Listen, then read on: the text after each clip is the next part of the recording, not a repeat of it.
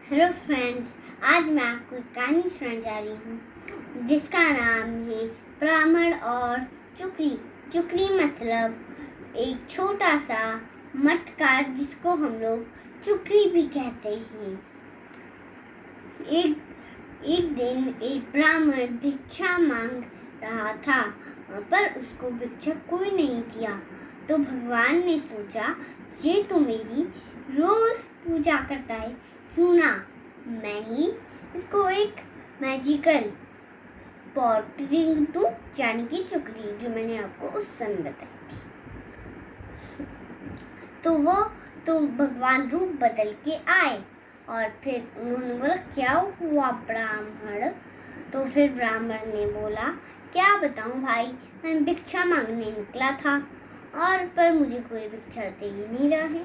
तो उसने बोला, लो ये जादुई चुकली है, इस चुकली से जो भी मांगोगे वो चुकली भर निकल आएगा। तो फिर वो जाने लगा। रात हो गई जाते जाते, तो वो खेत आसपास ढूंढने लगा। वहाँ पे एक किसान का खेत था, खूब भरा भरा था। उसने सोचा कि मैं आज यहीं पे, वहीं खेतों में उसको एक किसान का घर भी दिखाई दिया। तब उसने सोचा, क्यों ना आज मैं यहीं पे रुक जाऊं कुटिया में। तो किसान ने देखा, अरे हमारी खेत की तरफ एक ब्राह्मण आ रहा है। सब ब्राह्मण भाई, क्या हाल चाल है? उससे बोला, बस मैं तुम्हारे खेत में रुकना चाहता हूँ। उससे बोला, हाँ आइए हमें कुटिया में। तो कुटिया में आ गया, पर बीवी ने बोला, अरे मैं तो चावल लाना भूल ही गई। तो ब्राह्मण को दया आ गई, उसने चुकली से चावल मांग लिया। चुकली भर चावल निकल आया और फिर वो लोग तीनों लोग खा के सो गए, पर सिर्फ ब्राह्मण ही सोया था।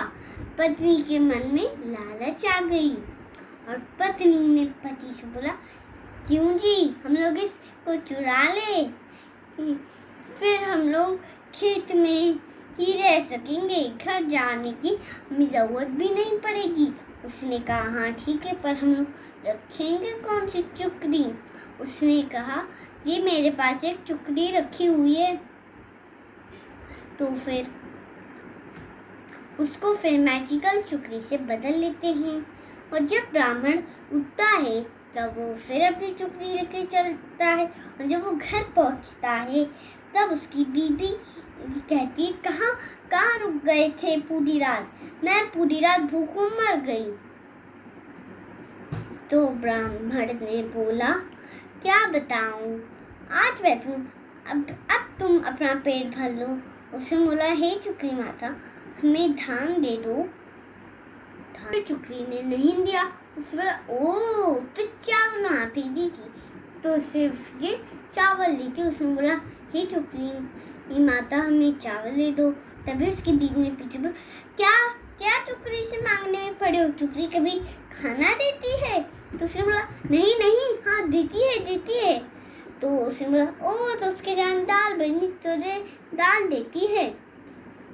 उसे दाल मांगा, हे चुकली माता, मैं दाल दे दो। दाल भी नहीं निकली। तो फिर से वो ब्राह्मण सुबह भिक्षा लेने चला गया। फिर भगवान नीचे उतरे, रूप बदल के बोले, मैं तो इसको चुकली दी थी, क्या वो उस चुकली का इस्तेमाल ही नहीं कर रहा? तो फिर से गए वो अपना रूप बदल के बोले, क्या हुआ ब्राह्मण, मैं तो तुम्हें चुकली दी थी। तो उसने कहा, क्या बताऊं, उस खेत वाले आदमी ने मेरी चुकली तो चुरा ही ली। और फिर उसने बोला, ये लो, मैं तुम्हें फिर से चुकली देता हूँ, और तुम आज उसी के खेत में रुकना, और ये चुकली अपना काम कर देगी रात को। तो फिर ब्राह्मण ने बोला, हाँ लेकिन क्या करेगी? उसने बोला, तुम जाओ और उस खेत में सोने की एक्टिंग करना, पर सोना मत। तो फिर उसने बोला, ठीक है। फिर उस खेत में गया सुबह, फिर गया वो, फिर उस किसान से बोला, आज मैं फिर तुम्हारे पास रुकना चाहता हूँ। उसने बोला, ठीक है। फिर उसके पति बोला कि जी हम इसको भी उठा।